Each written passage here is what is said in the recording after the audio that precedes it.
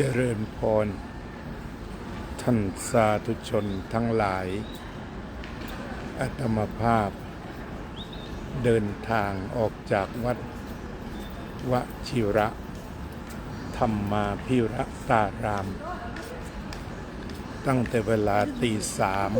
3มาถึงสนามบินซูริกเป็นเวลาตี 5เนื่องจากว่ามาได้ไวก็เลยได้ทำการออกตั๋วอะไรได้อย่างรวดเร็วจากนั้นก็เวลาประมาณ 8 นาฬิกานั่งเครื่องมาขึ้นที่มาลงที่อิสตันบูล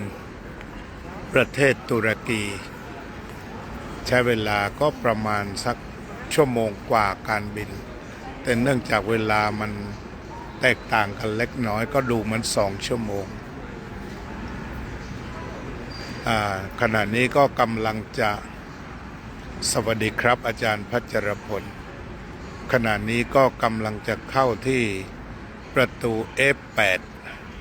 ตรวจพาสปอร์ตตรวจตั๋วเรียบร้อยเพื่อที่จะเดินทางไปยังลอสแองเจลิส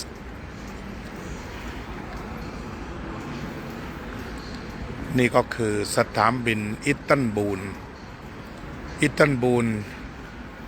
หรือว่าตุรกีจุดนี้เขาก็ถือว่าเป็นเรื่องของเป็นจุดนัดพบของโลกว่างั้นนะฮะ The Meet Point of the World ก็คือเราจะมีทวีปต่างๆจะเป็นเอเชียตะวันออกกลางยุโรปสามารถมาบรรจบพบกันที่นี่ได้ก็เลยเรียกกันว่าเป็นจุดนัดพบของโลก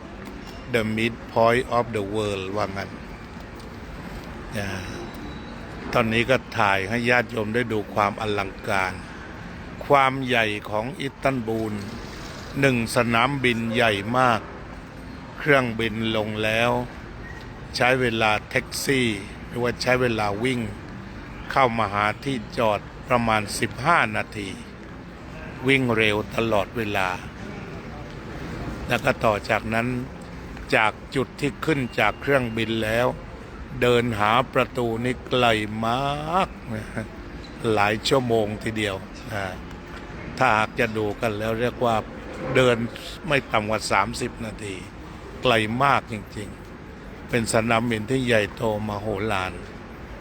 โดยเพราะเรื่องของความไกลก็ทำให้เราได้ออกกำลังสักตัวเบาจุดเด่นของสนามบินอิสตันบูลก็คือมักจะมีธรรมะอยู่เสมอตรงนี้ก็เป็นร้านขายน้ำส้มเราก็เหลือบเห็นภาษิตอันหนึ่งซึ่งน่าสนใจเหมือนกันก็คือป้ายอันนี้ก็คือ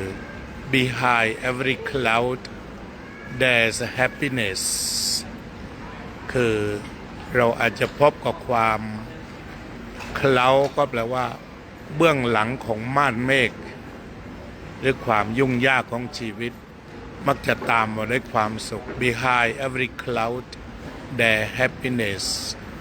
คือเบื้องหลังของความทุกข์ยากก็จะมีความสุขซ่อนอยู่หรือความสุขซ่อนอยู่เบื้องหลังแห่งความทุกข์ยากหม่นหมองเบื้องหลังแห่งความหม่นหมองมีความสุขหรือความสุขซ่อนอยู่เบื้องหลังแห่งความหม่นหมองอันนี้ก็ถือโอกาสรายงานท่านสาธุชนเพียงเล็กน้อยแค่นี้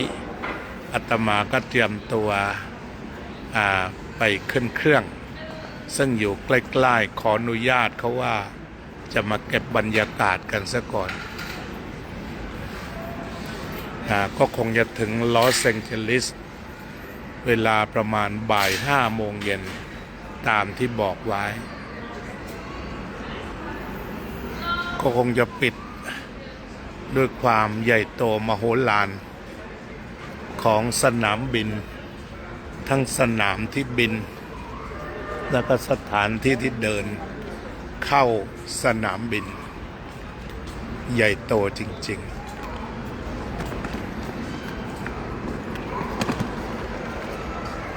แต่